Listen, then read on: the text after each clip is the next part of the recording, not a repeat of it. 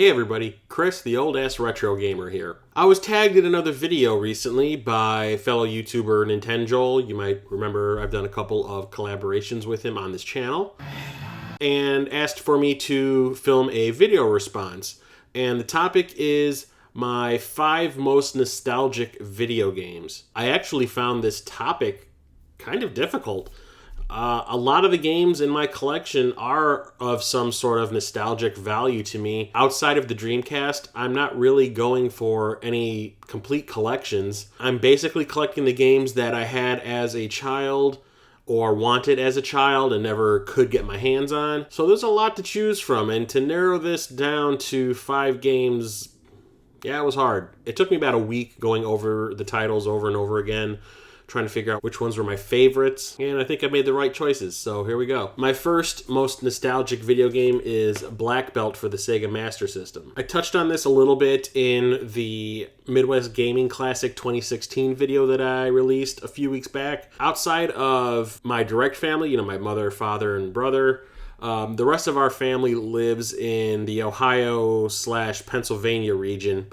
And my uncle had purchased a Master System so that when the family would come to visit, the kids and the teenagers would have something to do while the adults would, go off and drink and talk. This was the first game I played on a Sega Master System, and I loved it. I had never played anything quite like it. I hadn't even played the Nintendo at this point, I don't think, because he bought it right when it came out. Basically, the first time I played this was this one Christmas we went to visit. My brother and I played this like all night. And then the following Christmas we went back, and my cousin Bill, who is a good deal older than me, the two of us got into like a competition with this game, seeing who could get the furthest, who can get the highest score, and it lasted almost all night. It was a lot of fun. It was one of my favorite memories of spending Christmas in Ohio. And whenever I think of that, it kind of makes me wonder why I don't visit Ohio more often, but none of them are really into gaming like I am. So yeah, there's some good memories associated with this one. Next is Archon for the NES. In the early 80s, my father was heavily into computer gaming. We had an Atari 800 XL computer. Normally, when I was a kid, I was playing our Atari 2600, and those games do not really have any depth to them. You play Kombat, it's just two little tanks shooting at each other. So all of my gaming experiences up until that point were just real quick, play a game for about 10 minutes and then you're done. There's nothing to it. It's just all style, no substance. There's nothing to it. Until I played Archon. The whole point of Archon is it's like chess. You have to eliminate the king. And you have all these different characters to do it. Each of them have abilities. When you want to take an opposing character's square, you have to fight over it. It's not like chess where if I take your square, you're dead. No, you actually have to have a battle over it. And whoever comes out on top wins. There was a lot of strategy involved. Like, will my Manticore be able to take out the unicorn? Probably not. The Djinn is pretty powerful. Will he be able to take the Golem? Got to think about these things before you make your moves. So it was the first game that really required me to think about what I was doing, and I loved it for that. I played this game a lot more than anyone else in my family ever did. While my father would be playing the Ultimate games, this was my jam. It brings back a lot of memories of like the first time I really got deep into a game that really captured my attention and my imagination and really required me to think about things before I did them. For a kid, that was just mind-blowing. And that's why I really enjoy the Unholy War and Wrath Unleashed, because they are basically updates of this game.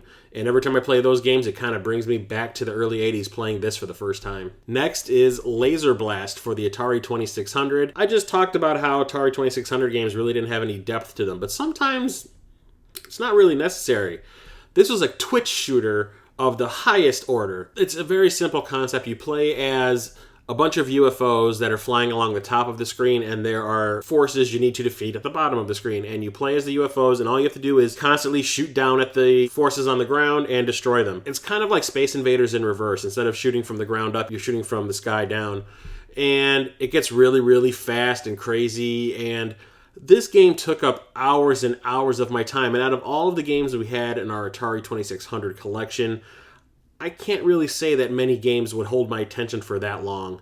Except for Laser Blast. For some reason, it just really grasped me, and I remember one summer, I basically lived in our basement playing this game. That was a really great time to be a kid. You don't have any adult things to worry about, it's just carefree, I'm gonna play video games all damn day, and I drink so much lemonade that I'd have to piss, but I don't want to get up because I'm having too much fun. You know, the typical things from when you're a kid. This game just brings back all that. Next is Super Mario Land for the Game Boy. Nintenjoel and I basically share the exact same story when it comes to that console. My brother and I each got a Game Boy for Christmas one year. We each got a game. I got Super Mario Land and he got Alleyway. I love me some Alleyway, but I think I got the better of the two. Just saying. And although it came with Tetris, we played the shit out of that too, but this was the game that grabbed me and never let go. And it was just the first time I played a game like in the palm of my hand that wasn't one of those shitty little Tiger Electronics handheld battery-operated pieces of crap. This was a full game with Mario in it. Even though he was teeny tiny, it was still a blast. And I remember I played this every waking moment. I remember going to Ohio and playing this game basically the entire 8-hour trip. Yeah, you die, start back over. Who cares? It's fun. It's neat. And me and my brother fighting over playing this game in the car, too, was always entertaining, especially for my parents, I'm sure. I don't know how many times that year we heard, I'm going to turn this goddamn car around if you don't shut the hell up. And nowadays, when I'm playing like my Vita or my 3DS, it reminds me of when I got my original Game Boy. And playing this all the time and like how awesome I thought it was. I know nowadays like the Game Boy and the graphic capabilities of it and all that look like absolute ass, but don't forget, like when this first came out, this was high-tech stuff. Still love me a Game Boy. I need to get one too. Damn. And lastly is a game that should come as absolutely no surprise if you keep up with my channel in any way. Mortal Kombat 2. I'm basically talking about the arcade version, but since I don't have a cabinet, you know, this is going to be the stand-in again. Out of all of the games out there that I've played, I have the most fond memories about playing Mortal Kombat 2 in the arcade. I've explained this before in many different videos, but I was going to college when Mortal Kombat 2 was released in the arcades, and it kind of took over my life a little bit. I remember ditching my history class all the time because I couldn't stand it. The class bored the shit out of me. I've never been a history fan myself, so it didn't really interest me. I just had to take it for a credit. And a friend and I would always go to this one arcade down the street from where we lived, and we would play the shit out of this. My friend Gary had like the inside scoop on Mortal Kombat 2 when it was still being tested, and he knew how deep into the original Mortal Kombat I was, and he knew that I would enjoy seeing like the various versions of Mortal Kombat 2 that was being tested in the arcades at the time. There was this little arcade called Diversions that was on the outskirts of Chicago, and they were testing a version of Mortal Kombat 2 there, and I remember going there after work a lot to try to get at least 5 minutes of play in because there was just people constantly crowding this machine. And I remember, like, the original version of Mortal Kombat 2, Baraka wasn't in it. He was more of a space cowboy of some sort, if that's the only way I can really describe it.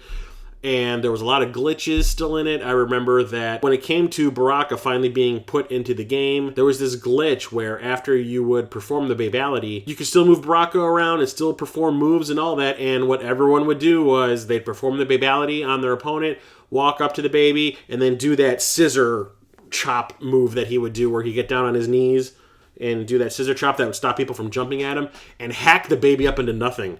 I mean, the baby would disappear after you would do it. It was like gruesome and horrific and yet really, really funny at the same time because we knew it wasn't going to last. We knew it was going to be taken out. And I mean, like, it was times like those that I was just like, I'm seeing a game being created because every time I would go back to that arcade to try it again, there would be something that had been changed. And it was just really cool seeing the game develop over like the course of a month, if I remember correctly. And then on top of that, you know, once the final version was released to arcades, just constantly wanting to play it because I just had so much fun. There was that 6 months of when the game was finally released in arcades to when it came out on home video that I just have such fond memories of going to the arcades and just wanting to play it as much as possible. And I sank, I don't know how much money into those cabinets back then. Enough that I could have probably purchased my own cabinet. I mean, when I say that I played Mortal Kombat 2 a lot, I mean, I played it a lot. I mean, once I found that there was a 7-Eleven down the street from me that had a Mortal Kombat 2 cabinet in it, wow, that 7-Eleven got a lot of money for me. Trust me. Whenever I play Mortal Kombat 2 or any Mortal Kombat game in general, it always brings me back to this because I just have such great memories of having so much fun dodging responsibility by, you know, ditching my college classes, but at the same time, like, spending that time doing something that I really loved. And those are my 5 most nostalgic video games. I hope you enjoyed it. So now's the time where I'm supposed to tag some YouTubers so they can discuss their favorite nostalgic video games. And I've picked 3. The first being the Gorilla Gamer, who does a lot of pickup videos.